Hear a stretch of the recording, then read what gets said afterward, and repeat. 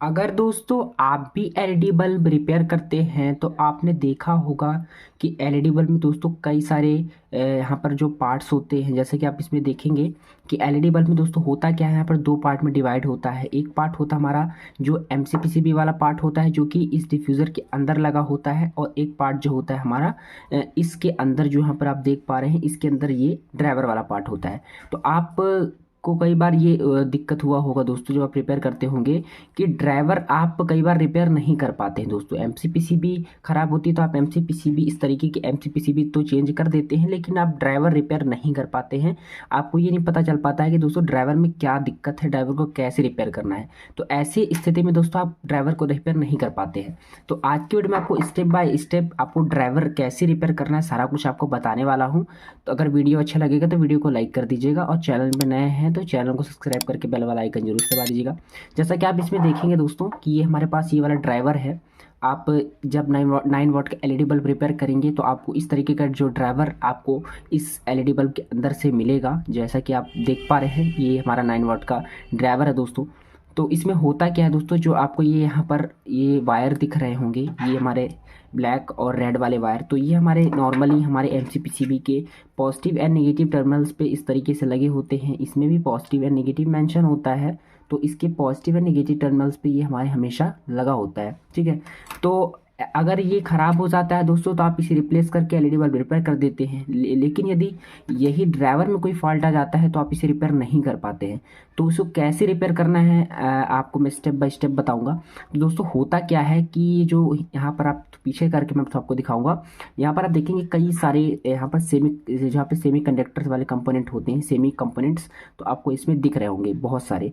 तो होता क्या है दोस्तों कि जो ये वाला, ये और ये वाले जो है हमारे 230 वोल्ट एसी की यहाँ पर सप्लाई जाती है, और यहाँ पर हमें आउटपुट मिल जाता है एमसीपीसीबी के लिए। तो होता क्या है दोस्तों, जब यहाँ पर आउटपुट नहीं मिल पाता है तो ऐसी कंडीशन में हमारा ड्राइवर का फॉल्ट होता है।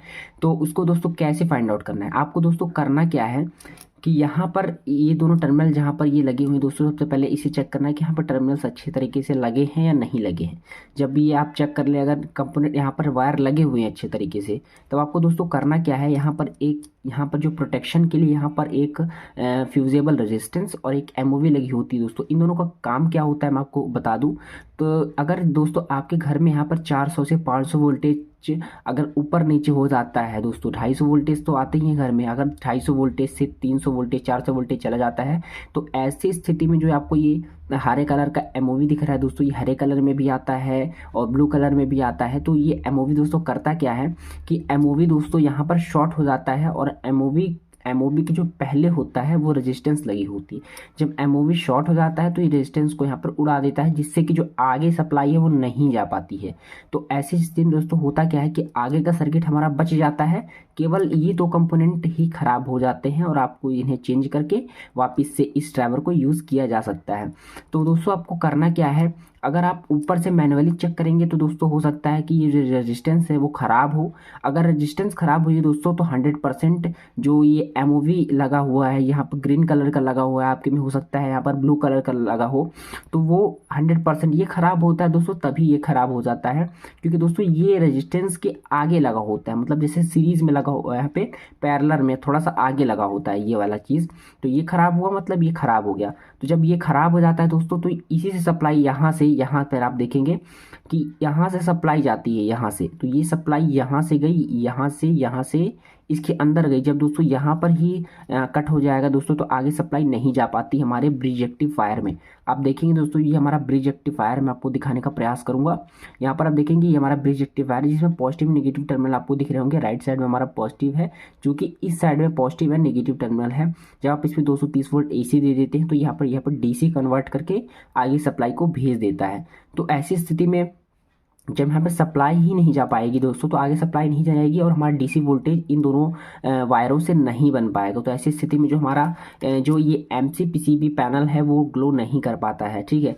तो आप दोस्तों आपको करना क्या है कि सबसे पहले तो ड्राइवर को रिपेयर करने के लिए आपको ये दोनों कंपोनेंट सबसे पहले चेक करने हैं। अगर ये वीक हो गए हैं या फिर खुल गए हैं या ख़राब हो गए हैं तो आपको इन्हें चेंज करना है। या फिर यहाँ पर आप देखेंगे कि यहाँ पे पॉलिस्टर, दो पॉलिस्टर लगे हुए हैं, तो आपको इन पॉलिस्टर को भी मैनुअली चेक करना है कि कोई पॉलिस्टर ख़राब या फिर फूला हुआ नहीं है। ये सारी चीज़ें आपको चेक करनी होती है, ठीक है। अब आप जैसा कि आपके ड्राइवर में ये वाली फॉल्ट आ रही है कि ये दोनों ही चीज़ें सही हैं, फिर भी हमें आउटपुट नहीं मिल पा रहा है दोस्तों। यहाँ पर आप देखेंगे इसमें भी नहीं मिल रहा है, इसमें भी नहीं मिल रहा, किसी भी मतलब आउटपुट यहाँ पे मिल ही नहीं रहा है एमसीपीसीबी के लिए।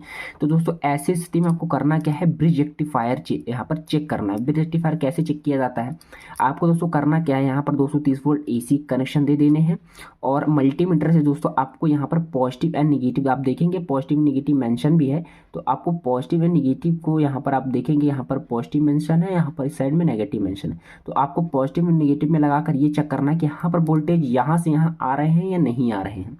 अगर यहाँ पर दोस्तों वोल्टेज आ रहे हैं तो आपका ड्राइवर आगे का जो काम है वो करेगा।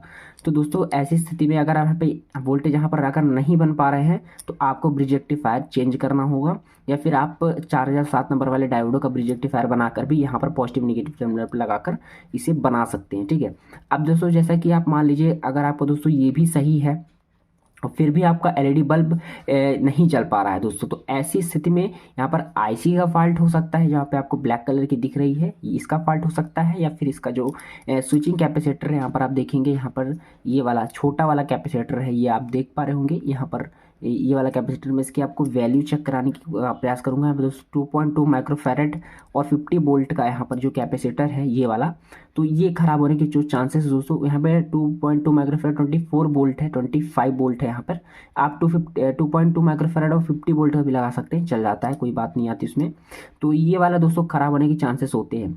जब दोस्तों आपको स्टेप बाय स्टेप चेक करना है, मैंने आपको जैसा कि बताया, पहले आपको प्रोटेक्शन वाली चीज़ें चेक करनी है, ऊपर से मैनुअली चेक करना है क्या कुछ ख़राब है या नहीं है, और फिर आपको ब्रिज रेक्टिफायर चेक करना है। ब्रिज रेक्टिफायर भी अगर सही है तो आपको ये वाला कैपेसिटर चेंज करके देखना है।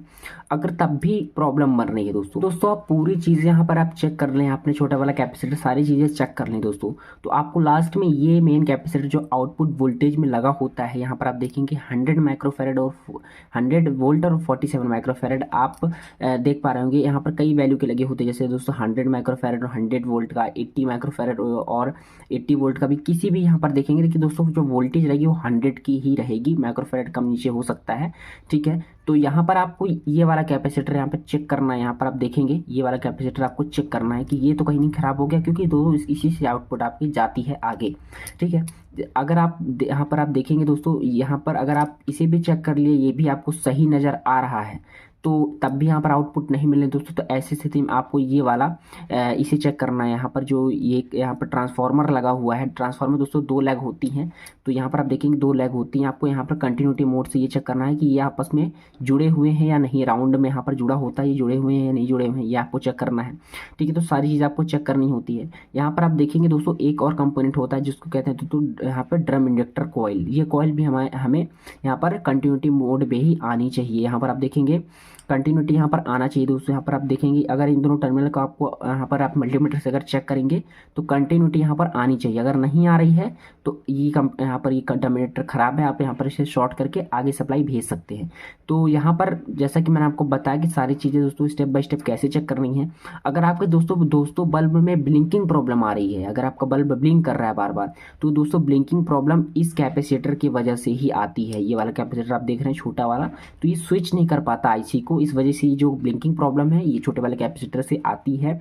तो अगर आपको दोस्तों LED बल्ब सारे कंपोनेंट सही हैं, MCPCB सही है, फिर भी नहीं जल पा रहा है, ठीक है, तो आपको यहाँ पर लास्ट ऑप्शन ये IC का होता है। तो IC कैसे चेक करनी होती है, IC में दोस्तों देखेंगे कि IC को आपको चेक करने के दोस्तों IC में आप देखेंगे कि यहाँ पर छोटा सा, यहाँ पर आप देखेंगे तो वहाँ पर राउंड बना हुआ है, तो यहाँ पर ये IC का फर्स्ट लेग हो गया। तो आपको दोस्तों इन लेगों को नहीं छेड़ना है, आपको इन लेगों जो पीछे वाली लेग है इसके पॉइंट्स के इधर वाली, तो आपको दोस्तों सबसे पहले आपको सीरीज पे सबसे पहले इसे लगाना, डायरेक्ट मत लगाइएगा, सीरीज से आपको इसे कनेक्शन यहाँ पर 230 वोल्ट AC देने हैं।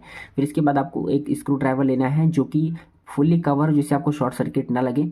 तो आपको इन टर्मिनलों को दोस्तों आपस में, जो यहाँ पर आपको लेग दिख रही है, 4 हो सकती हैं, 3 हो सकती हैं, तो आपका आपस में से टच करेंगे तो आपका सीरीज भी जलेगा और आपका एलईडी बल्ब भी जलेगा। तो अगर वो कंडीशन बन रही है तो आपका जो आईसी है वो ख़राब है दोस्तों। आईसी मार्केट में नहीं अवेलेबल हो पाती है, तो ऐसी स्थिति में आपको पॉलिस्टर से एक ड्राइवर बनाना होता है।